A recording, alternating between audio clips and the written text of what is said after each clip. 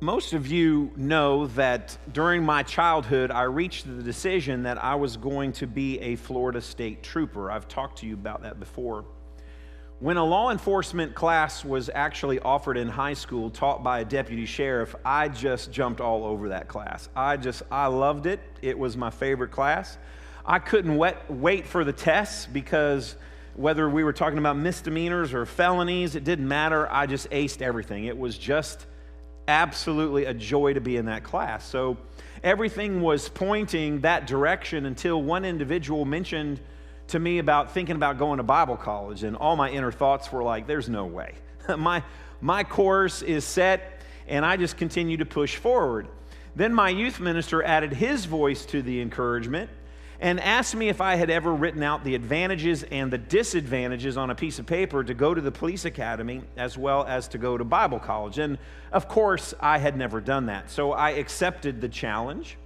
And for the next 2 weeks, I spent time writing out the advantages and the disadvantages of both going to Bible college as well as going into the police academy. And so after the 2 weeks was over, I was scheduled to go back and talk with the youth minister. But as I'm looking at my list, sure enough, my list pointed me straight into one of those black and yellow trooper cars. And it was without a doubt that's what I was going to do. And so I went to my youth minister's office with full confidence that my list provided proof positive and a direction to a purpose to my life to write speeding tickets and work traffic accidents and help people on the highway.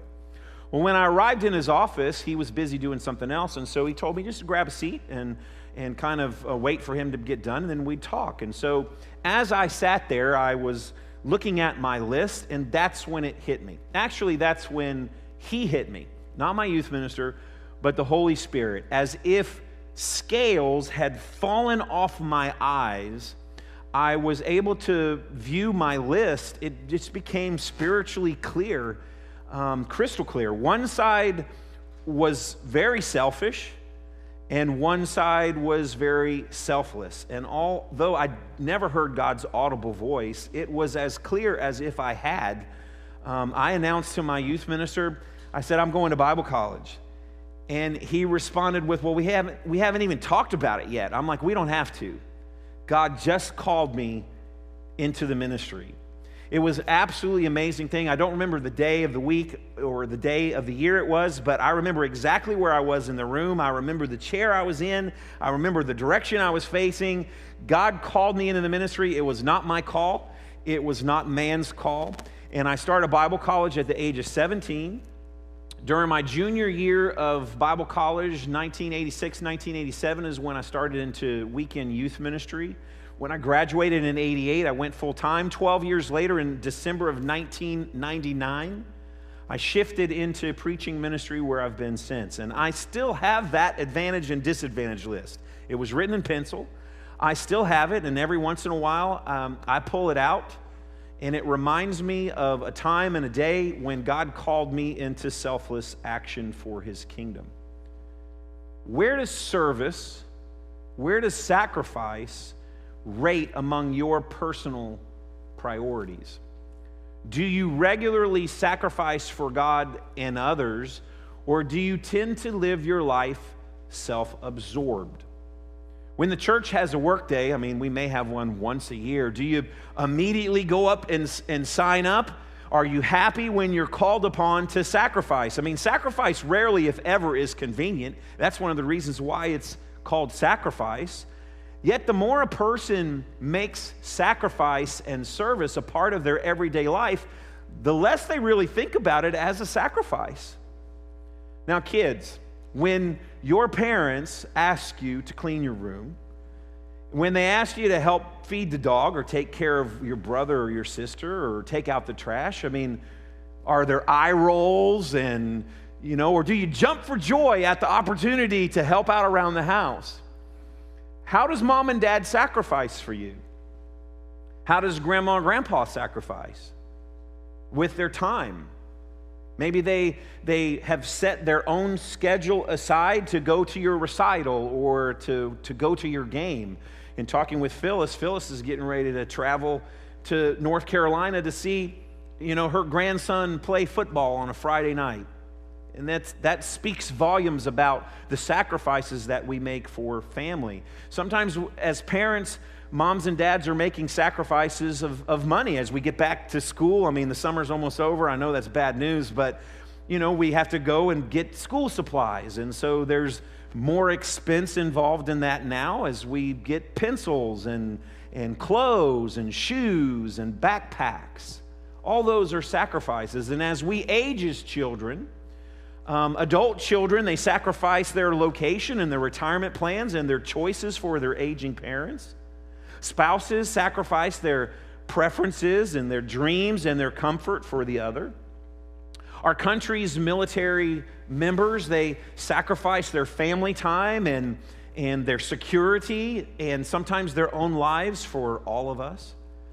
Church members, you sacrifice for the leadership by being open to change and giving the benefit of the doubt when one is necessary, and sacrificing your finances by being a good steward and giving to the church. Staff members and leaders, they sacrifice for church members by avoiding excessive spending and getting the church in a bad situation or not overreacting to unfair criticism. Not that unfair criticism would ever happen in a church. Employers sacrifice for their employees by offering unearned paid leave for an emergency that comes up. Employees sacrifice for their boss by staying late and completing the job right with excellence the first time. Teachers sacrifice for their students by paying out of their own pocket for student supplies year after year.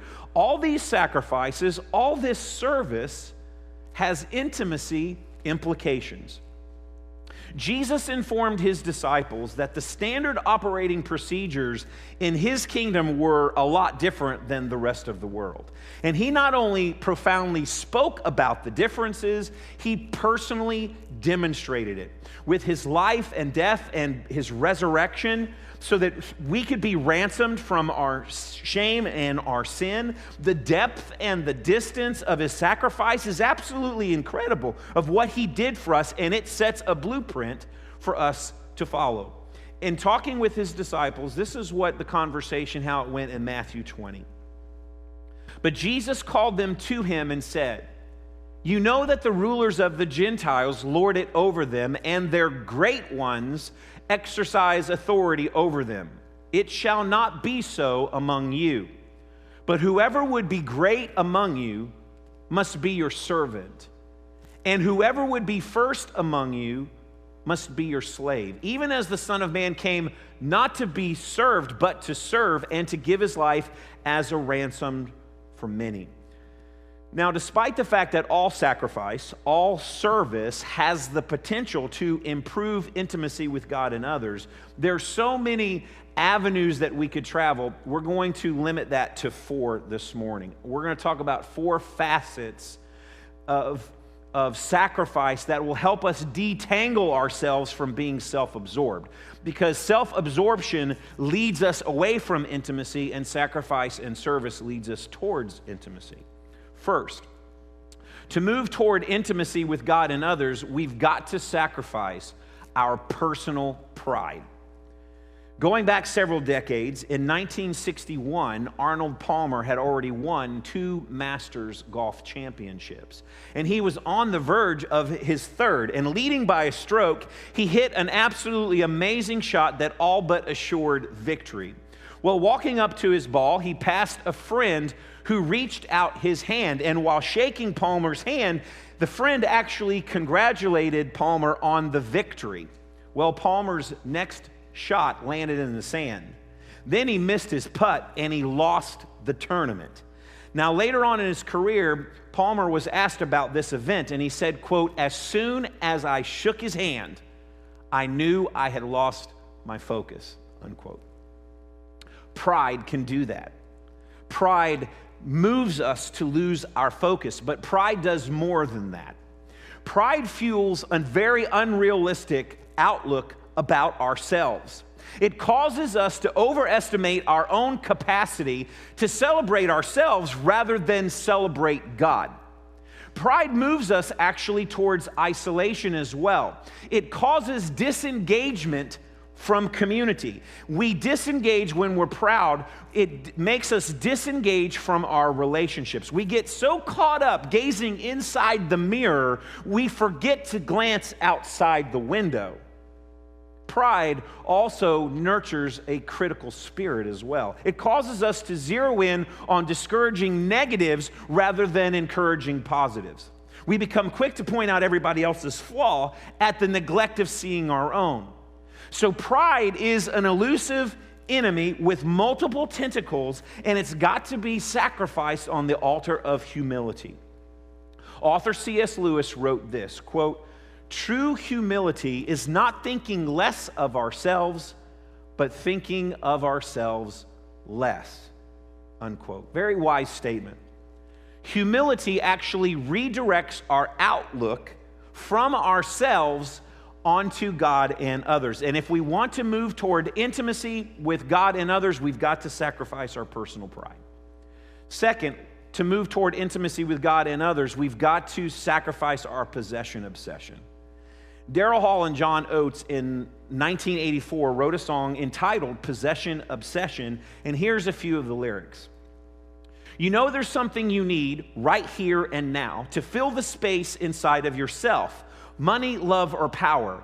When you want to have the number one first run anyone, you're crazy till you own them. You ought to know better than that. The more that you buy, the less that you get back. It's a case of possession obsession. Gimme, gimme."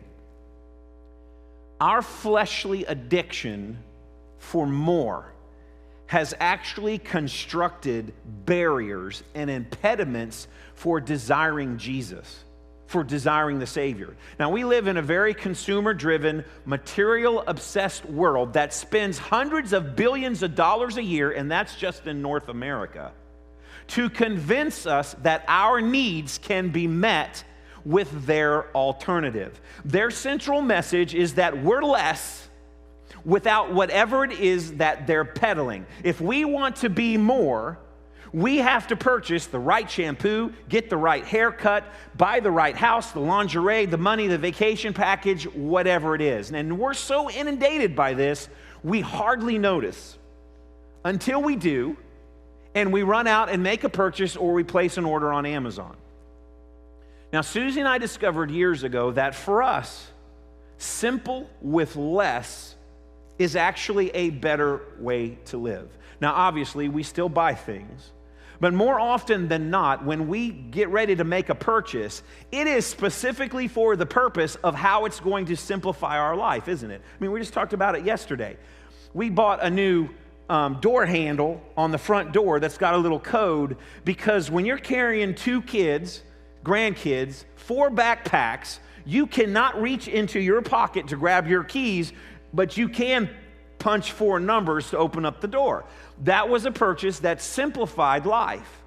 And so that's what we're looking at. But when you buy more stuff, there's more breakdowns, there's more repairs, there's more replacements, there's more headaches.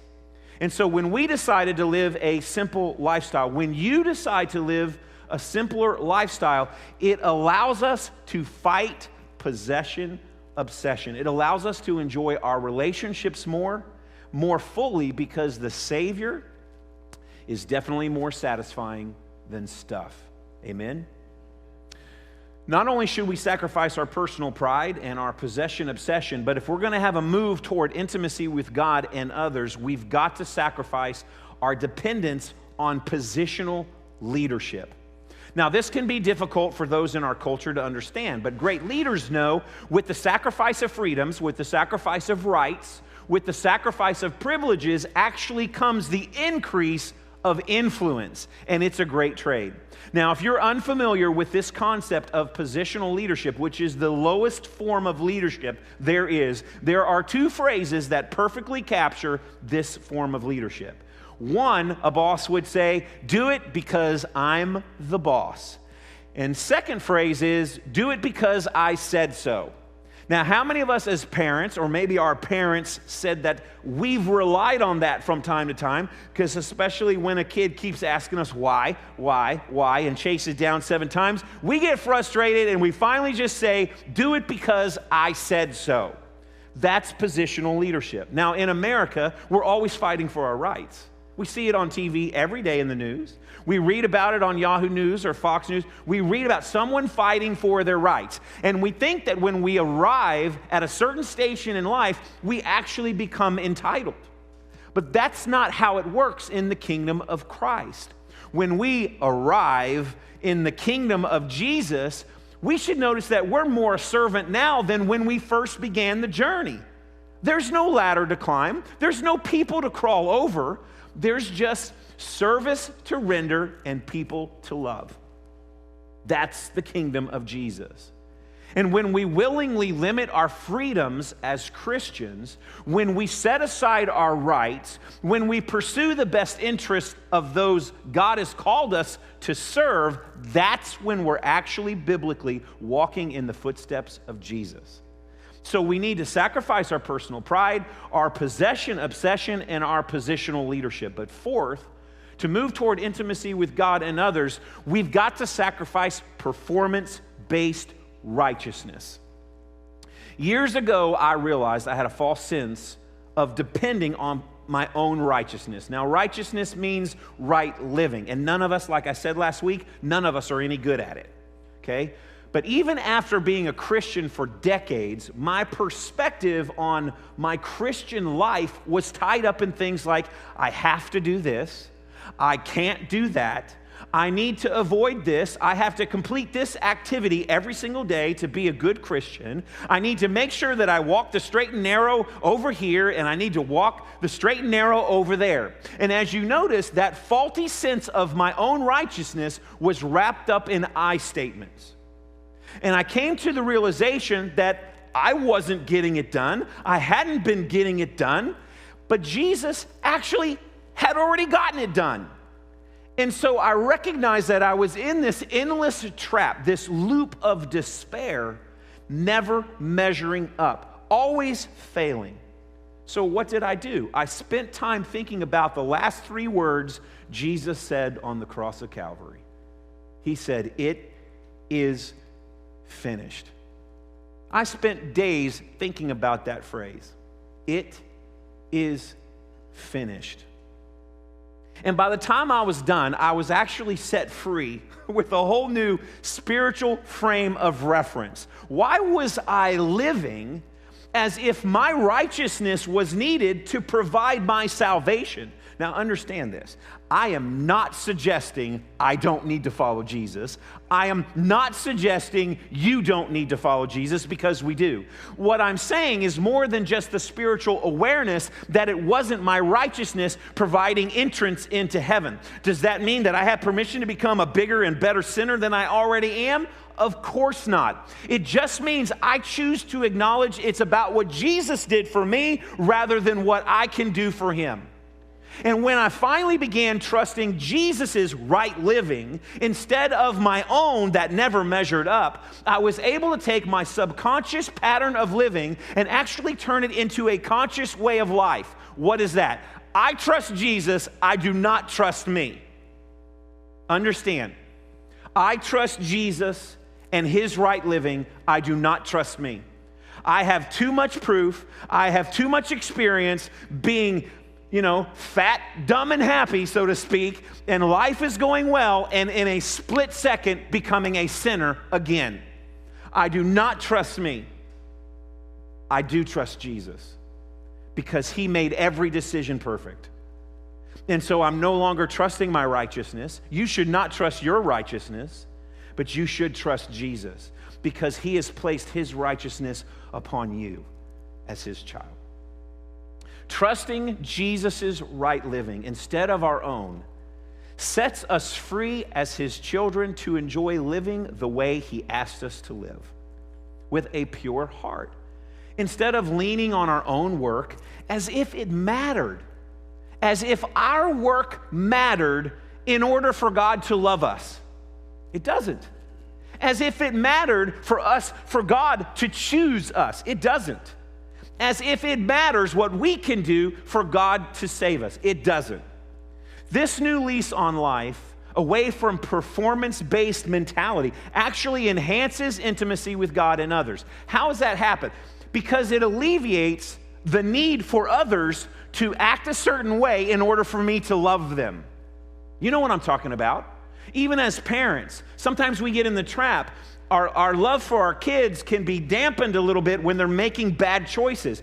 But when you understand Jesus' right living and you're trusting in his right living as your own, instead of you have to act a certain way and your kids have to act a certain way, you can love them no matter what their choice is. And you want to know what? When we accept people just as they are, with all their issues, with all their shame, with all their problems, with all their sin, isn't that what God did for you and me? That's what trusting Jesus' right living versus your own can do. Now, if you're interested in putting this particular message into practice in your everyday lives, I want you to consider making one of or more of these 4 sacrifices. And to get you started, we'll talk about them briefly. When it comes to pride, how has pride kept you from drawing close to God?